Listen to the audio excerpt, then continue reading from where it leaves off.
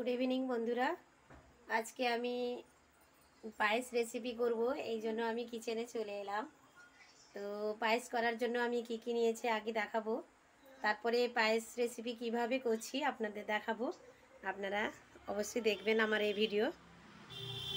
বন্ধুরা, আমি পায়েসের জন্য নিয়েছি দেখুন গোবিন্দভোগ চাল, এরপর নিয়েছি চিনি, চেরি, কাজু, কিশমিশ, তারপরে এলাচ, 1 কিলো পরিমাণ নিয়েছি গরুর দুধ, আর নিয়েছি বাতাসা।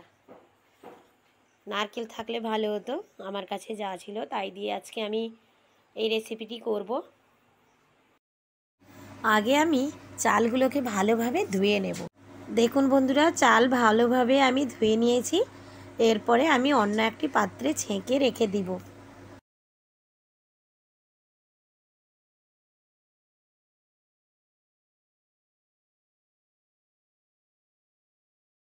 এরপরে আমি গ্যাস অন করে একটা হাঁড়ি তো বসিয়ে দিয়েছি, এর মধ্যে আমি দুধ ছেঁকে নেব।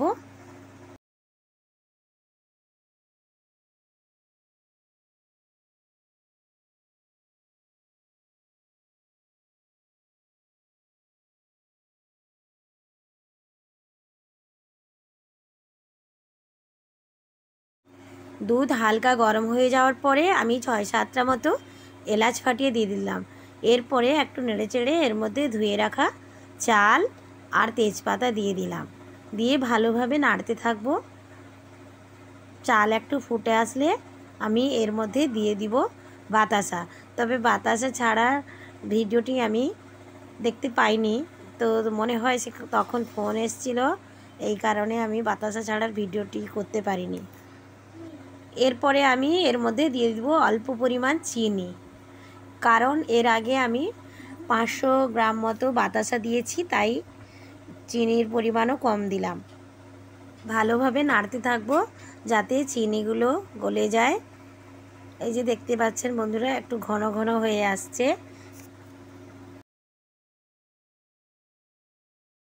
এরপরে আমি একটা ছোট্ট কড়া গ্যাসের মধ্যে বসিয়ে দিয়েছি, গরমও হয়ে গেছে। এর মধ্যে দিয়ে দিলাম আমার নিজের তৈরি করা ঘি 1 চামচ।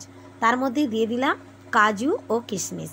কাজুগুলো গোটা ছিল, আমি হাতের সাহায্যে আস্তে আস্তে করে ভেঙে নিয়েছি, খুলে নিয়েছি, আর কিছু কিছু ভেঙেও গেছে।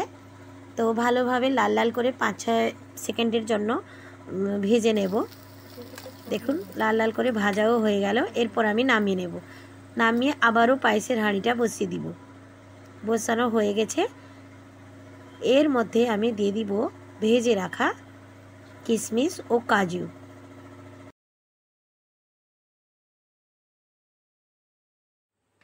কিশমিশ ও কাজু এই পায়েসের মধ্যে দিয়ে দিলাম, দিয়ে ভালোভাবে আমি নাড়তে থাকবো।